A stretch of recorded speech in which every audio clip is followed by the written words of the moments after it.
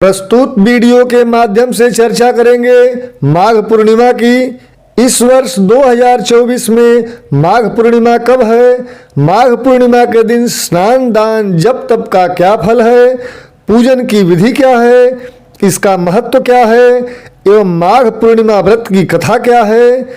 Video सभी धर्म प्रेमियों एवं स्नान दान जप तप व्रतधारियों के लिए सर्वाधिक महत्वपूर्ण है, इसलिए वीडियो को पूरा अवश्य देखें एवं अपने शुभ चिंतकों में इसे शेयर अवश्य करें ताकि इस पवित्रदायक वीडियो का लाभ उन सबको प्राप्त हो सके। चैनल पर यदि आप नए हैं तो चैनल को सब्सक्राइब कर बेल आइकन दबा दें, जिससे हमारे चैनल द्वारा प्रस्तुत हर नए वीडियो की जानकारी आपको प्राप्त हो सके। तो आइए माघ मास के इस पुण्य प्रदायक वीडियो का शुभारंभ करते हैं। सबसे पहले आपको बता दें कि माघ मास की पूर्णिमा तिथि को माघ पूर्णिमा अथवा माघी पूर्णिमा के नाम से जाना जाता है। इस दिन पवित्र गंगादि नदियों में स्नान एवं दान पुण्य करने से व्यक्ति अपने सभी वर्तमान एवं पिछले पापों से मुक्त हो जाता है। इस तिथि पर स्नान दान और जप तप करने से अनंत पुण्य फल की प्राप्ति होती है। इस दिन माघ स्नान का भी विशेष महत्व होता है। माघी पूर्णिमा के दिन भगवान श्री हरि विष्णु, माता लक्ष्मी, हनुमान जी एवं भगवान श्री कृष्ण की पूजा करने से समस्त मनोरथ सिद्ध हो जाते हैं।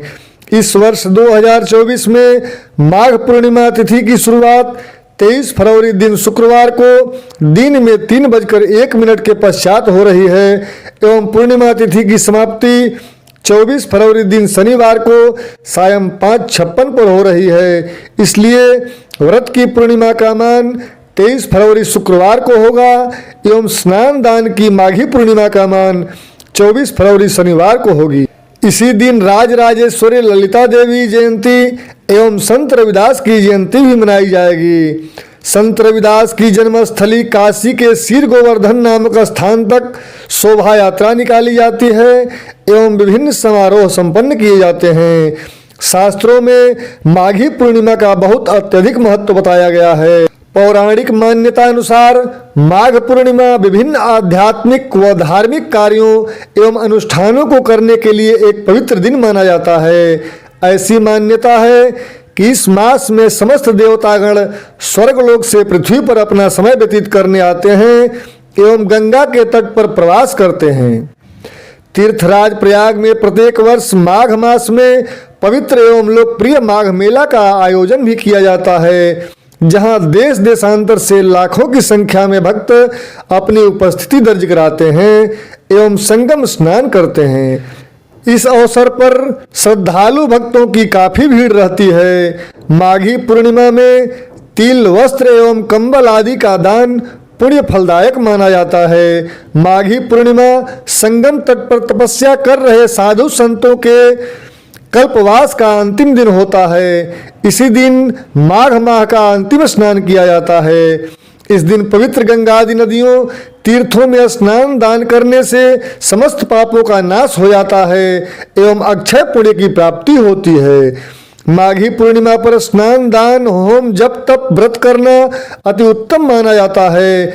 इस दिन भगवान विष्णु की पूजा, श्राद्ध, तर्पण एवं गरीब असहाय व्यक्तियों को दान अवश्य करना चाहिए। इस दिन प्रातः काल सूर्योदय से पूर्व किसी पवित्र नदी, जलाशय, कुआं, बावड़ी, तीर्थ या संगम में स्नान करना चाहिए। स्नान के बाद भगवान सूर्य को अर्घ्य देना चाहिए। स्नान के पश्चात व्रत का संकल्प लेकर भगवान मधुसूदन एवं श्री हरि विष्णु की पूजा यथाविधि करनी चाहिए। इसके पश्चात ब्राह्मण भोजन कराकर दान दक्षिणा देनी चाहिए। इस दिन गरीब एवं असहायों को भी भोजन कराकर दान करना चाहिए। इस तिथि पर तिल, वस्त्र एवं कंबल का दान अत्यंत फलदायी होता है, इसलिए इसे जरूर करना चाहिए। इस दिन भगवान विष्णु स्वयं गंगा जल में विद्यमान रहते हैं। जो भक्त माघ पूर्णिमा पर ब्रह्मवैवर्त पुराण का दान करता है उसे ब्रह्मलोक की प्राप्ति होती है। इस माह में तपस्वियों को तिल का दान करने से मनुष्य को नरक के दर्शन नहीं होते।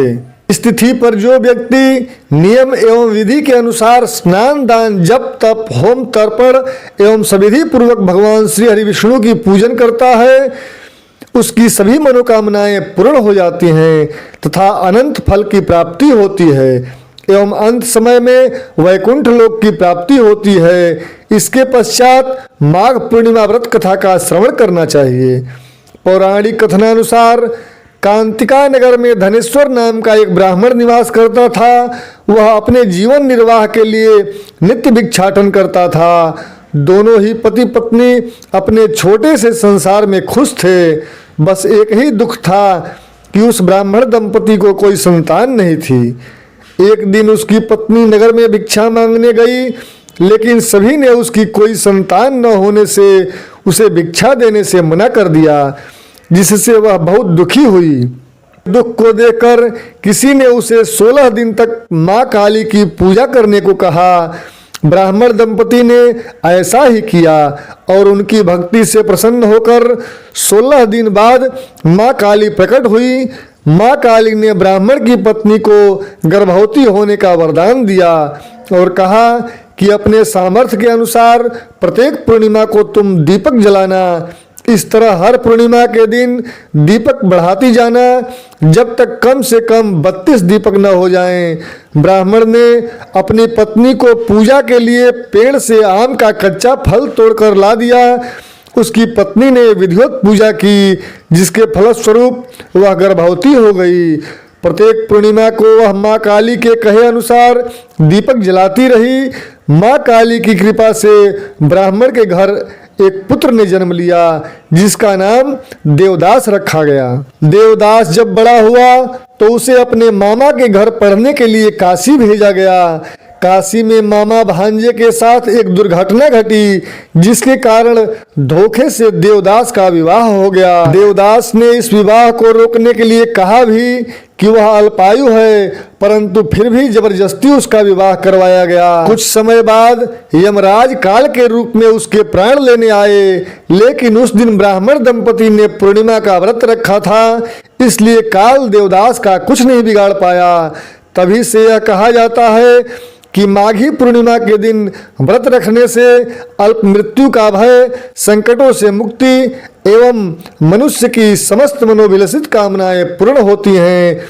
इस प्रकार माघ पूर्णिमा के दिन स्नान, दान, जप, तप, होम, तर्पण एवं व्रत कथा का श्रवण करने से मनुष्य के सारे मनोरथ संपूर्ण हो जाते हैं। इसी तरह प्रामाणिक धर्मशास्त्र, व्रत कथा, उद्यापन, वर्ष फल, ज्योतिष, वास्तु, पितृदोष एवं ग्रह बाधा से संबंधित जानकारी के लिए जुड़े रहें हमारे साथ।